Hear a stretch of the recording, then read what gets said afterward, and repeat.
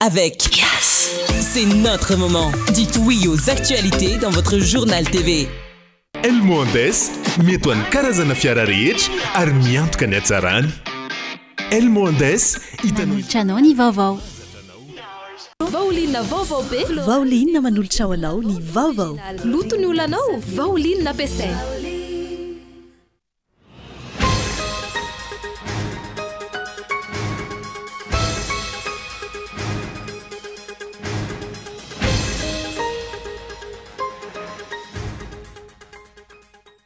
Mitoetra ny amboletra sy ny tsy fanaran-dalàna ataon'ny CENI amin'izao fotoana fiandrasana ny voka-pividianana vonjimaka izao.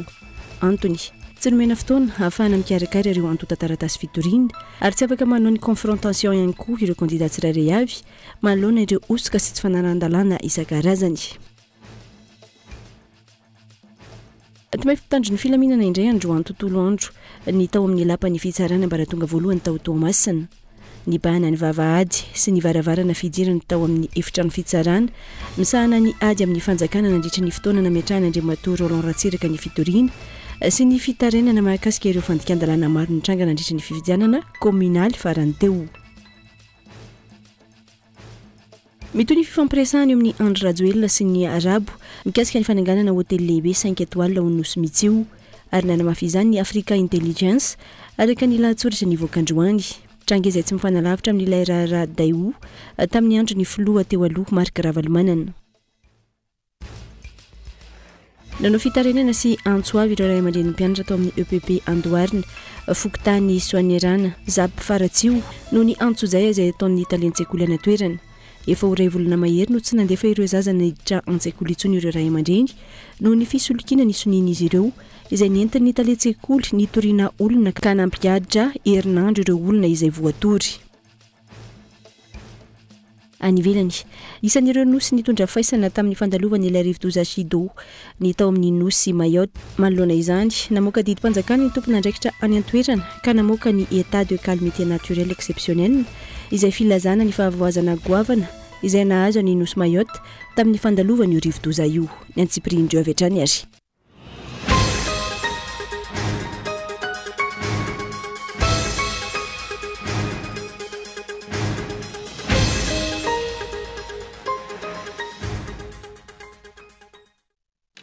Ankavany andray tamiko kilasy tamiko vavy ny tiako ny tokatranao amin'ity alina ity manatra ny araba ary manasanao ampitiavana anjony fampahalam-baovao.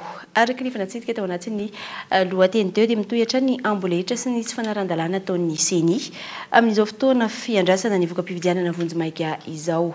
Antony, tsy omena fotoana ahafahana mikarakara ireo antota-taratasy fitoriana ary tsy afaka manao ny confrontation ihany koa ireo candidat tsirairay avy manoloana ireo osoka sy ny tsy fanaran-dalàna isan-karazany. Ka eto Andriatsilavo. Voalaza ny CENI indray fa rahampitso no amoahana ny voka-pividianana vonjimaiky ho an'ny eto Antananarivo renivohitra. Inona ny manosika ny CENI? Iza ny manome baiko amoaka ny voka-pividianana tsy araka ny fotoana voafaritry ny lalàna. Io ny fanontaniana apetraka amin'ny CENI. Hoy ny filohan'ny mpanohitra eo anivony anteny mera-pirenena raha naneho ny hefiny mikasika izany tamin'ity androany ity. Antony, avoaka ny CENI mialohan'ny fotoana voafaritry ny lalàna ny voka-pividianana vonjimaiky. Tsy ahafahan'ireo kandidat sy ireo olo-pirenena ametraka ny tota-taratasy fitoriana mikasika ireo tsy fanaran-dalàna fa ihany koa manakana ireo kandidat tsy hanao fampitahana ny voka-pividianana. Tereny CENI tsy hanam-potoana zany ireo kandidat sy ny mpifidy handeha hitory. De zay mahatonga anay no miteny eto hoe nanam-potoana nanapa-kevitry ny CENI hoe nanitatra hatramin'ny faefatra ny volana Desambra momba ny ina moa zany fe-potoana ny ordonnance de maninona zareo maika ato koa satria hitany hoe tsy manara-dalàna ary feno hosoka ity fividianana ity. Raha ny tety andro navoaka ny CENI tany am-Piandohana ny 7 ny volana Desambra ho avy izao no avoaka ny vokatra vonjimaiky amin'ny fividianana. Niova tampoka nefa ny daty ka tsy maintsy nikoropaka nanatitra fitoriana teny amin'ny fitsarana ireo solotenan'ny kandidat tamin'ity androany ity. Ohatra amin'izany ny an'ny kandidat natolotry ny Antokotim. Raha ohatra ka tsy niomana tao anatin'ny fitoriana zany fa nanaraka izay tety andro nomen'ny CENI dia tsy ho voapetraka ny fitoriana izay napetraka androany.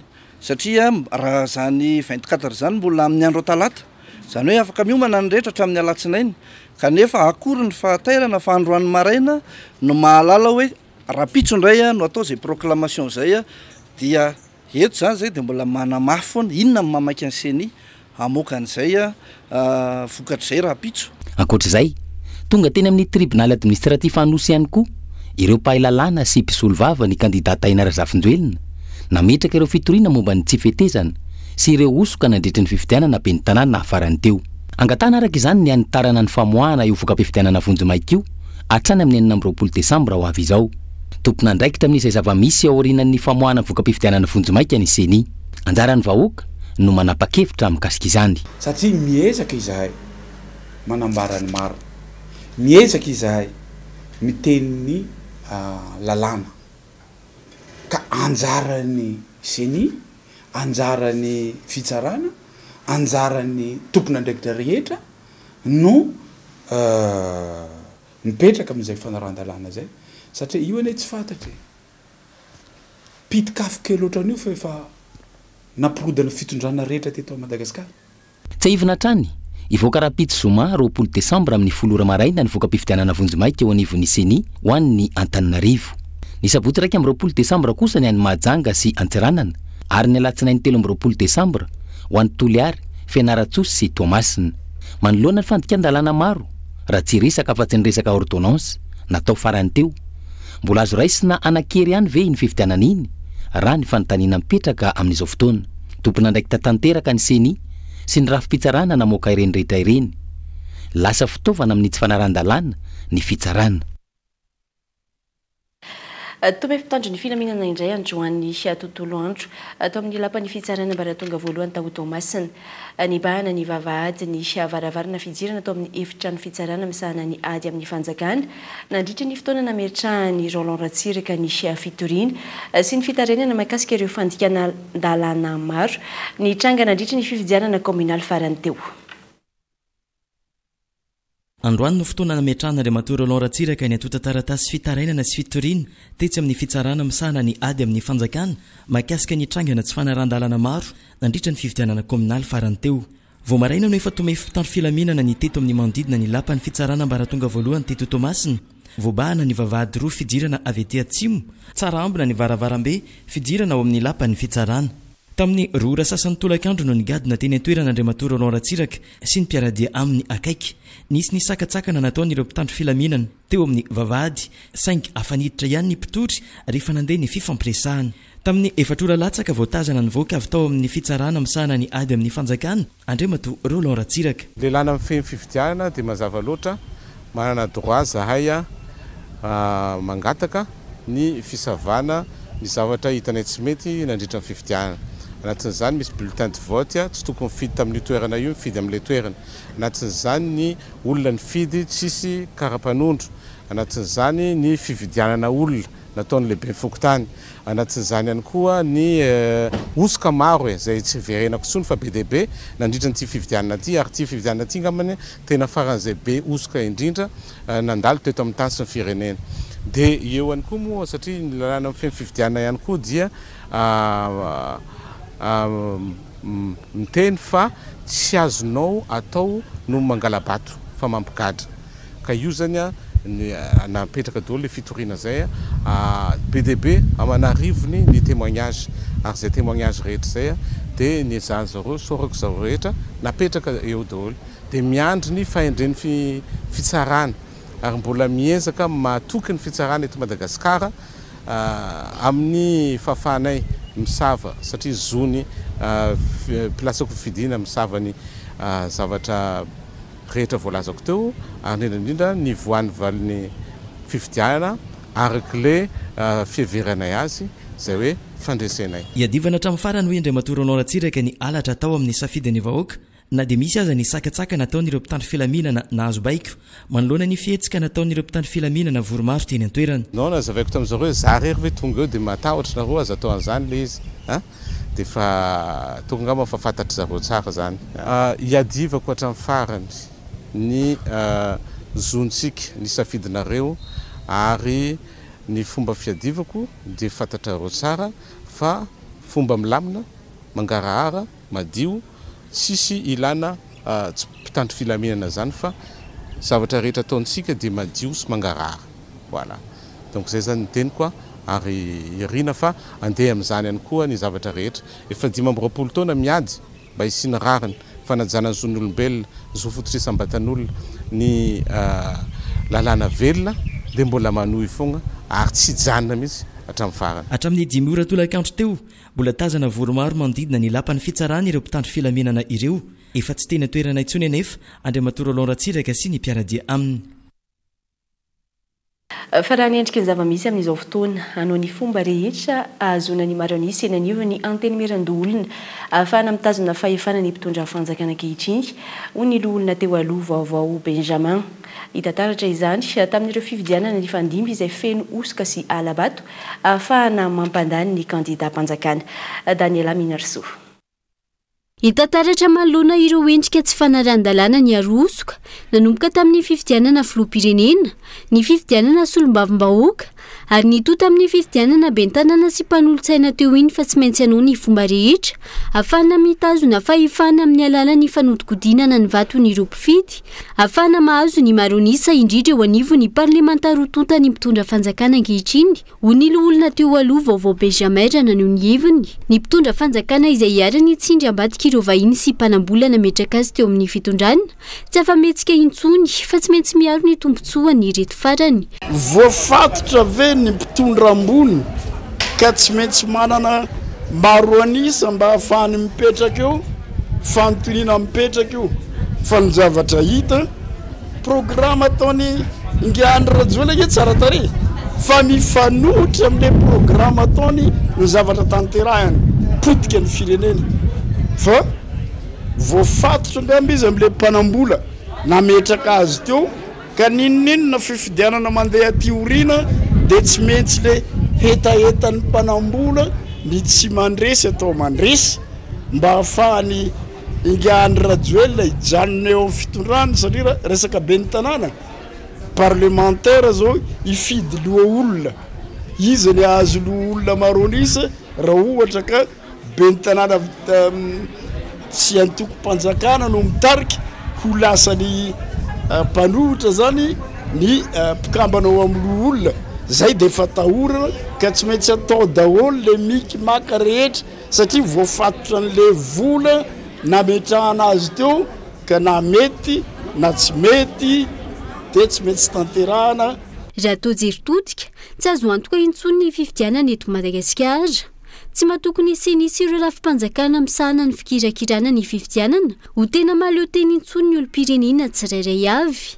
Saritsary-pifidianana sisa no misy natao teto amin'ny firenena raha ny hita nanomboka tamin'ny fifidianana filoham-pirenena, fifidianana solombavam-bahoaka ary ny tota amin'ny fifidianana ben'ny tanàna teo iny.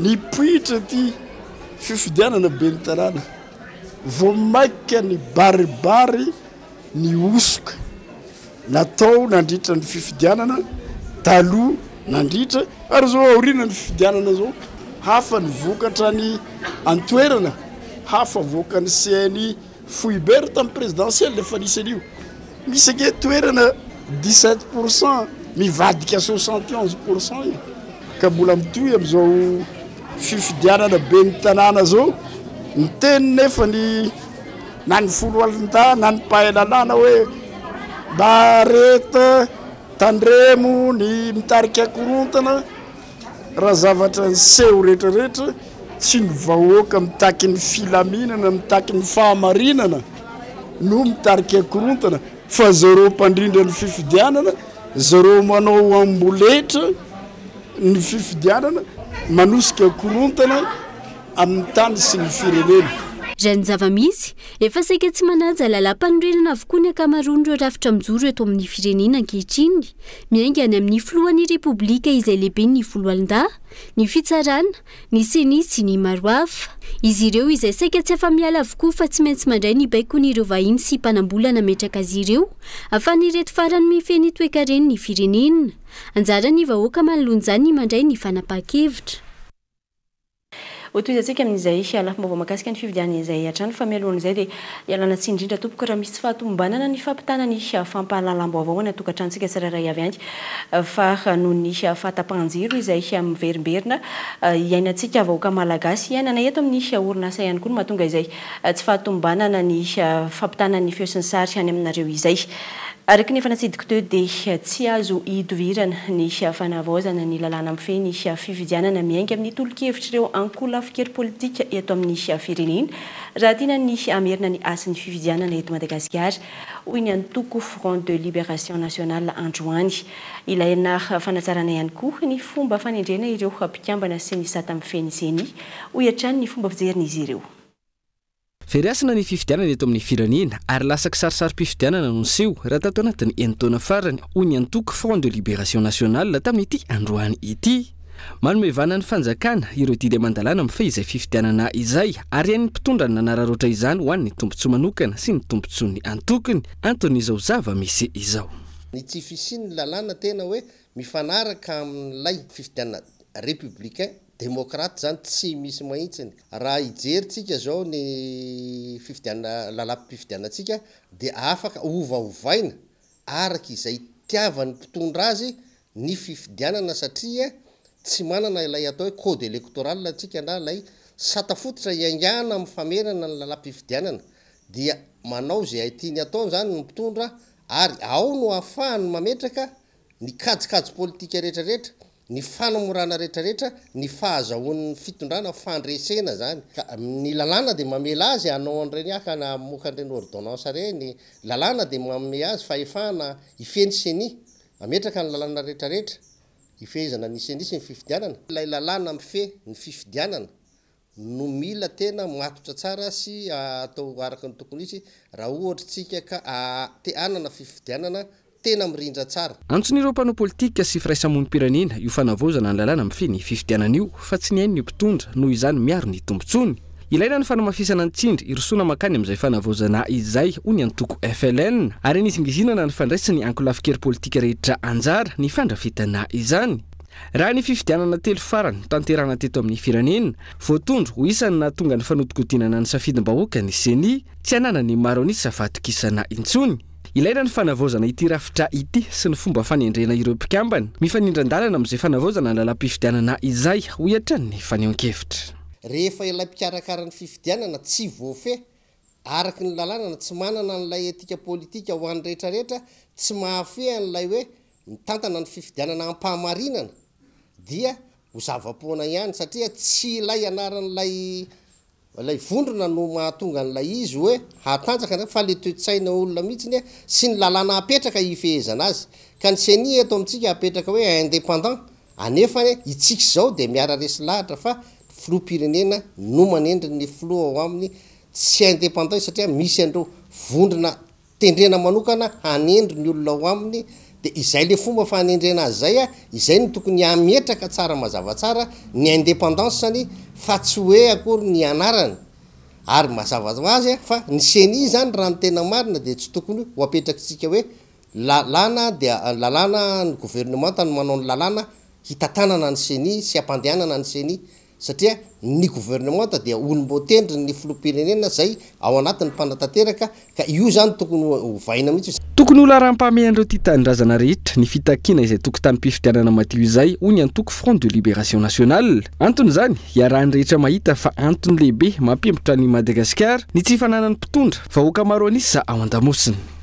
Hatrany mikasika ny fifidianana fa lafim-baovao hafa dia mitoy ny fifampiresahana eo amin'ny Andry Rajoelina sy ny Arabo mikasika ny fanainganana hotely lehibe 5 étoiles ao amin'ny Nosy Metsio ary nanamafy izany ny Africa Intelligence araka ny lahatsoratra nivoaka androany.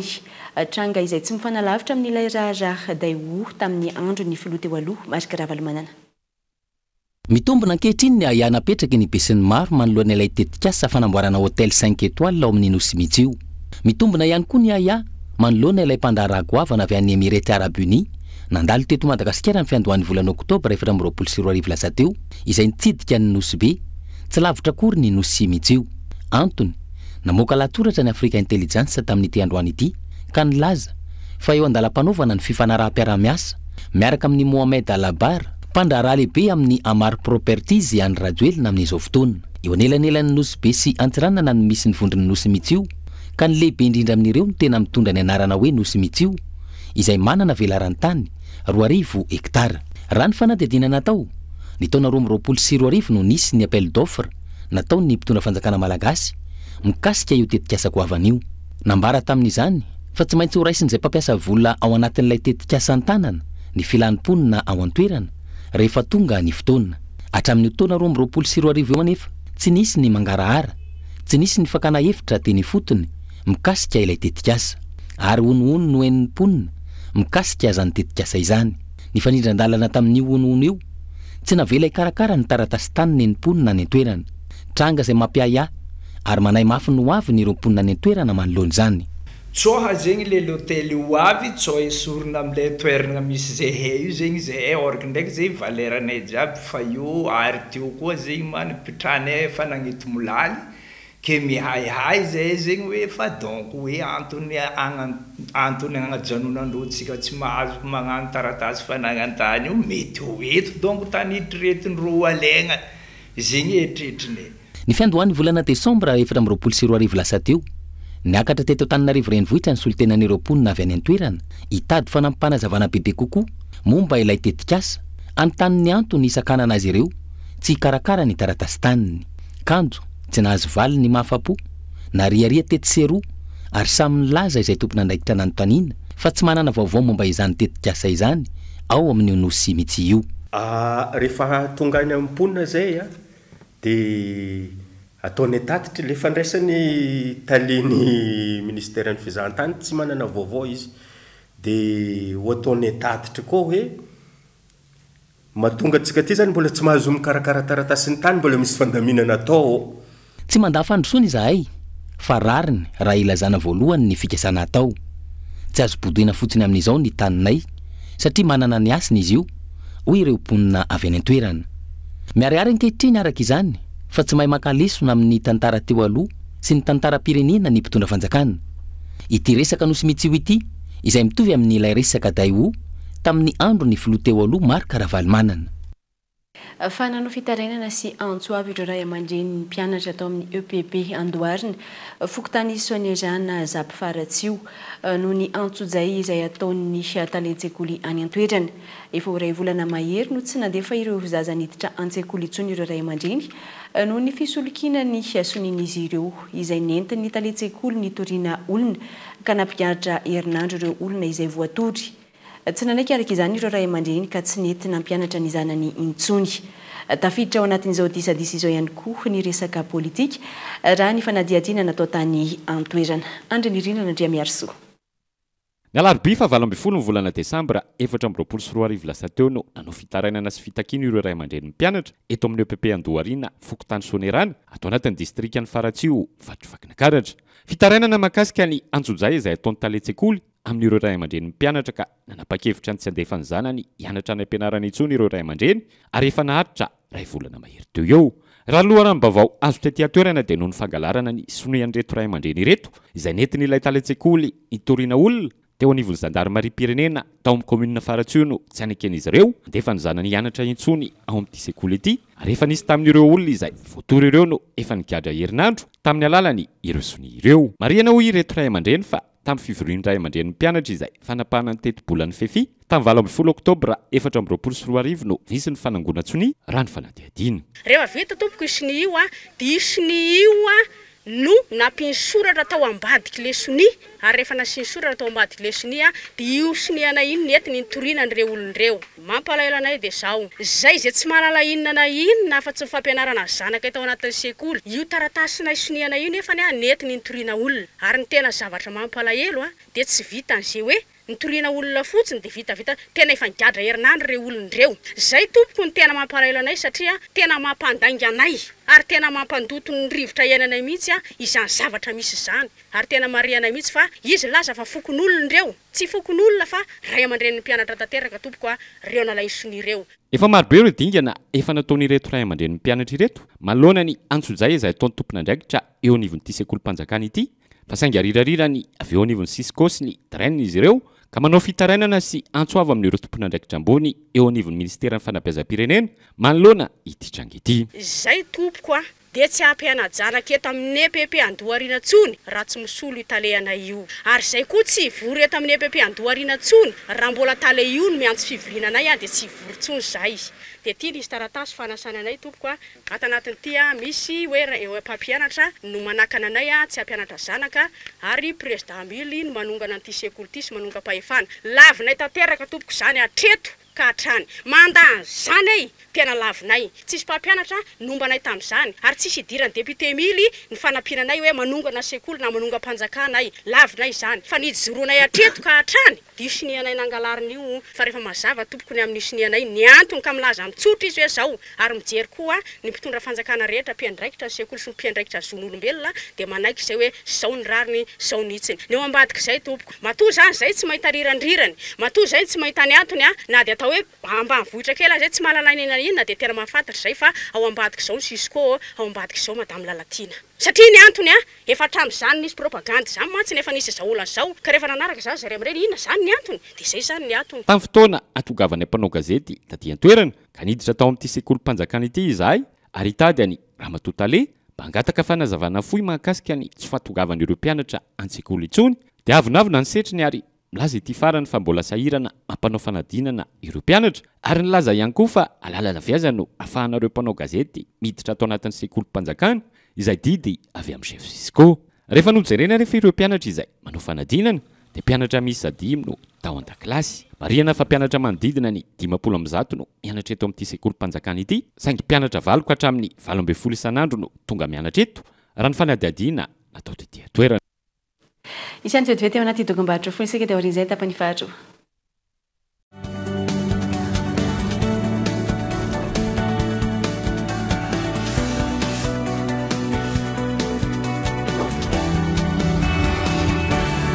Efa ela nanasako lamba fa ity vovon-tsavony Pauline ity afa mihitsy kely fotsiny ane dia efa ampy way ary tena mandroatra be malefaka ery lambo tsy mila mikosika be akory sady tsy manimba tana. Pauline 80 formule matanjaka miaro ny loko mampangirana sy manamanitra ny lambanao mandroatra be mahavita lamba betsaka sady manitra. Pauline anitra vaovao floral sy exotique afaka nadiovana fitaovana fa ihany koa toy ny fiara fitaratra lovia karo. Pauline vaovao be floral exotique lavande original loto ny olanao Pauline nampiasaina.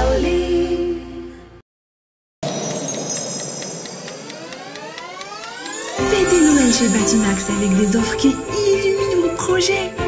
Du 9 décembre au 11 janvier, une réduction allant de 5 à 70%. Chez Batimax, Noël rime avec économie. Batimax, la qualité au meilleur prix.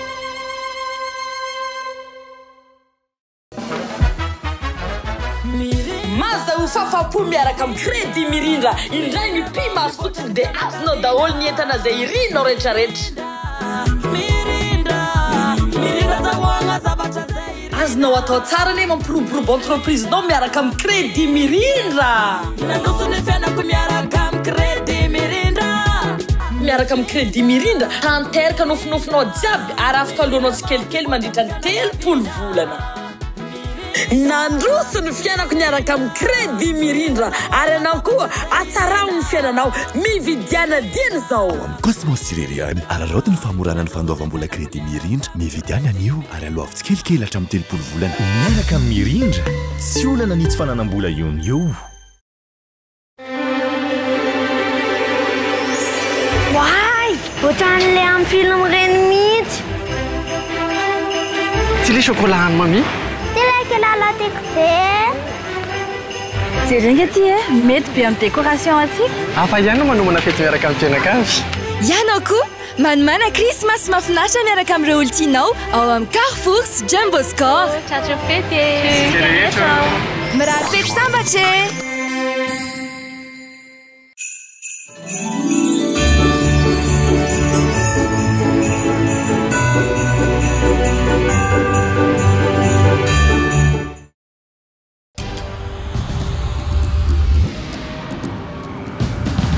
Tsika miara-miketrika ilay ho avy mamiratra. miara-manoriny mamoriny tsy hijanona tsony satria efa ainao fa tsika tanora no tompony ndao ifandray hitady inspiraka vaovao hanoratra ilay peizy vaovao mety amintsika afaka mamoriny maneho ny maizy atsika efa aty amintsika zao ny baolina tsisy anakantsika satria isika iray mifandray miara-manokatra lalana vaovao ka tonga le fotoana zao dia zao ndao falera Thelma miova Yes.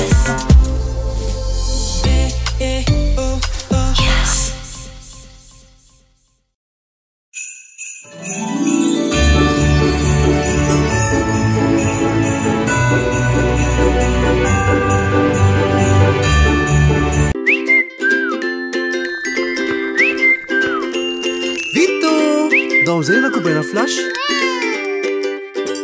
Sarah, ben sûr, ça ne va pas tant d'accord.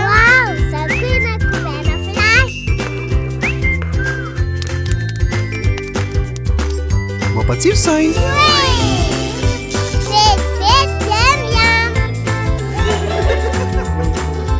Kobaina flash notovonantsoa misy vitamine 5 sira mineraly mifosa iray 5 vita ionio vokatra vavao nutrisance. Kobaina flash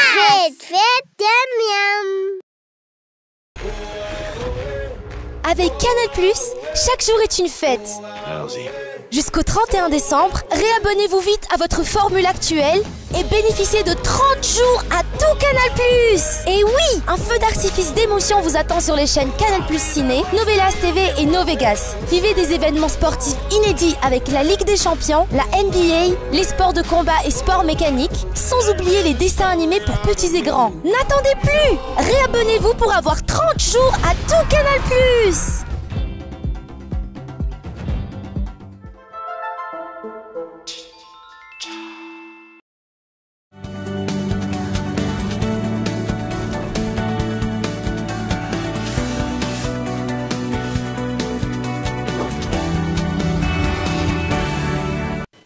Taverna somatsara to anatin'ny tapany faharoa toizantsika avy hatrany totosa omaly tolakandro ny fizarana ny diplôme master en sciences de la santé ho an'ireo mpitsabo eo anivony USTM santé publique izay avy namoaka ampabemasy ny voka-pikarohana mahakasika ny fahasalamam-bahoaka.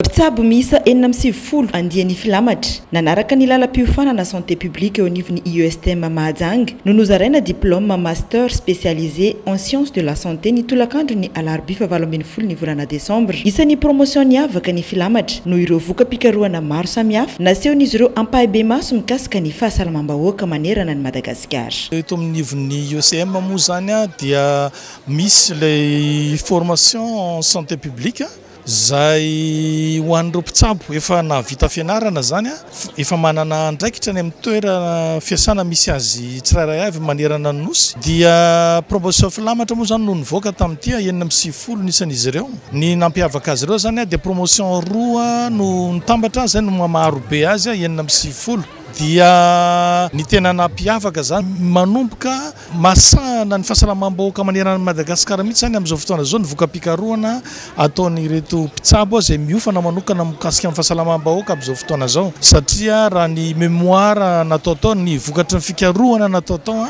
dia avy any amin'ny faritra avy any amin'ny district miparitaka eraky ny Madagasikara mihitsy mpampiofana mpianatra ho tonga mpitsabo nify sy ativava no nahafantarana ny USTM hatramin'izay saingy efa ahitana ny lalam-piofanana assistana dentaire ny diététique hospitalière ary ny santé publique eo anivony USTM amin'izao ity farany izay anisan'ny lalam-piofanana natao an'ireo dokotera natao an'ireo mpitsabo nify ny pharmacien ny vétérinaire ka ho azy ireo dia zava-dehibe hatrany ny manofo fahalalana toy izao. Dia ny verenana amin'ny fianarana moa zany dia tena hoe hanatsarana izay traikefa efa nananana indrindra ho an'izay hoe fanatsarana ny fahasalamam-bahoaka izay dia anisan'izay ny fototra iorenan'ilay antony ianarana ary mitohy hatrany io amin'ny sehatra ny fahasalamana ny fanatsaratra mivoatra hatrany koa ny izay sehatra izay dia anisany mila mazoto mavitrika filamatra moa zany ny promotion anay dia hoe filamatra hoe ho amin'ny fitoizana ho amin'ny fianarana foana hatrany hatrany ho fanasoavana ny mpiarabelona indrindrandrindra. Ny tanora sy ny zandry dia mampirisika hatrany ny amin'ny fanovozana fahalalana satria fiainana fianarana foana ny siansa mivoatra foana dia indrindra amin'ny ty fampivelarana sy ny fampiroboroboana ny fahasalamam-bahoaka ity dia ilaina hatrany zany ny mampitovy fijery mampitombo ny fahalalana. Amin'ny 17 ny volana janoary 2024 ny fidirana eo anivon'ny USTM amin'ireo lalam-piofanana maro samihafa ireo saingy misy kosa ny tsara ho fantatra. Réinscription sy ny fangatahana vatsim-pianarana dia mifarana amin'ny faran'ny volana janoary zany hoe tokony ho tonga nareo ny 17 ny volana janoary fa ny faran'ny volana janoary mitapitra ny réinscription sy ny demande de bourse zany. USTM dia isan'ny lalam-piofanana manana ny mampiavaka azy eo anivon'ny université ny Mahajanga eto Madagasikara fa indrindra aty amin'ny ranomasimbe indiana. Tsy mifanaraka intsony amin'ny isan'ny mpianatra ny foto-drafitrasa amin'ny lycée moderne Ampefilo ny isan'ny mpianatra hoy ny tompon'andraikitry nyity sekoly ity Androany.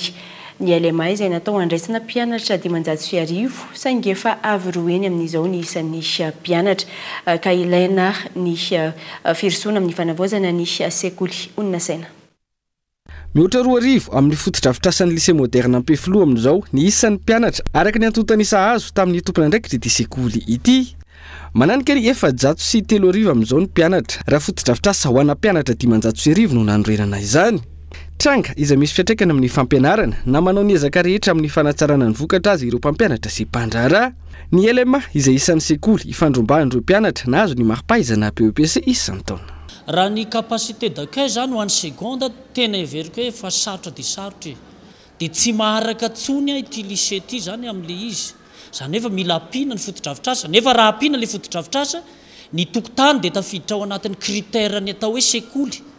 Dika zany tsy tokony isy salle de classe hafa tsony fa manjary miena indray le tokotany afana miazakazaka afana milalao satria izay no antony récréation dia ny tsaratsara koa ngamba zany dia tokony efa mijery toerana ananganana lycée vaovao mihitsiny afana mandray ny mpianatra raha ho Antananarivo ville satria ty lycée ty dia tsy lavina fa tsy ny ville ihany maketo misy mpianatra avy any Mahitsy mianatra eto ary misy mpianatra avy any Ambatomirahavavy sy Meritsetosika aty ny mianatra ary mody isan'andro reo olona reo mody isan'andro satria ny fiveloman'ny ray aman-dreny ohatra mpivarotra tena Antananarivo dia mody rehefa hariva dia manaraka an'ilay fizotran'ny asan'ny ray aman-dreny zany ny fandehanan'ny mianatra aty Antananarivo. Manodidina ny 900 hatramin'ny 700 eo ny tapahafahana fanadinana baccalauréat eto amin'ny lycée moderne Ampefilo isan-taona mahatonga ny fironan'ny mpianatra sy ny ray aman-dreny isafidy azy. Sarotra ny anao fantarana ny foto-drafitrasa fa ny fanatsarana no imasoana ho ny tompon'andraikitra izay arahana amin'ny ray aman-dreny mpampianatra mpandraharaha ary ireo mpiara-mombona antoka misalahy.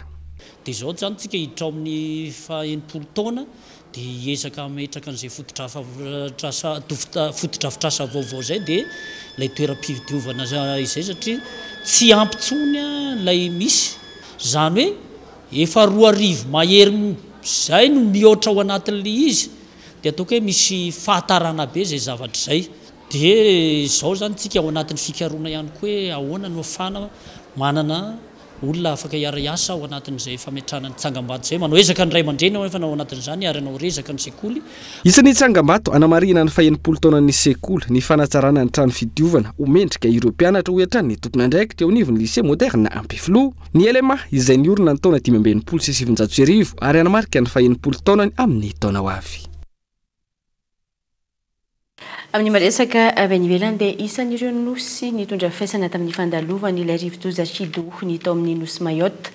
Manoloana izany namoaka ny didim-panjakana ny tompon'andraikitra tany an-toerana ka namoaka ny état de calamité naturelle exceptionnelle izay filazana ny fahavoazana goavana izay nahazo any nosy Mayotte tamin'ny fandalovany io rivo-doza io.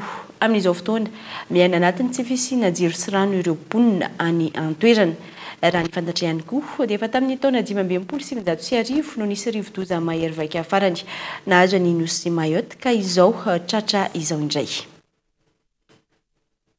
Atreo ny fiarantsika tony plasetony vavy isoarana fenanao nanjao hatramin'ny farany mamy fotoananao amin'ny rampitso amin'ny ora mazatra ny tenako mametraka ny mandra-piona dia samy mitombo fahasoavana.